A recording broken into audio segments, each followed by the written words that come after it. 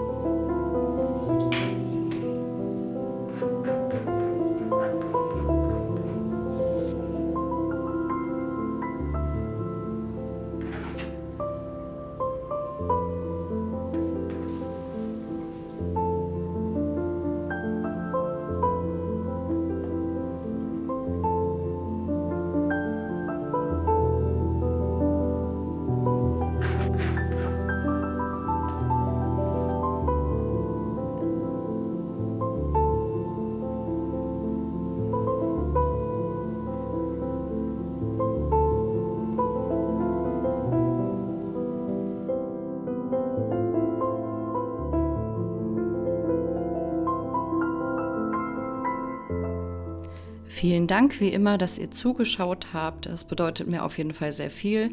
Wenn ihr mich finanziell unterstützen möchtet, dann geht das natürlich auch sehr gerne mit einer PayPal-Spende. Der Link dafür ist in der Infobox. Vielen Dank, dass ihr mein Video bis zum Ende geschaut habt. Ich wünsche euch jetzt noch einen wunderbaren Tag und hoffe, ihr fühlt euch inspiriert von meinem Video. Also bis zum nächsten Mal. Ciao!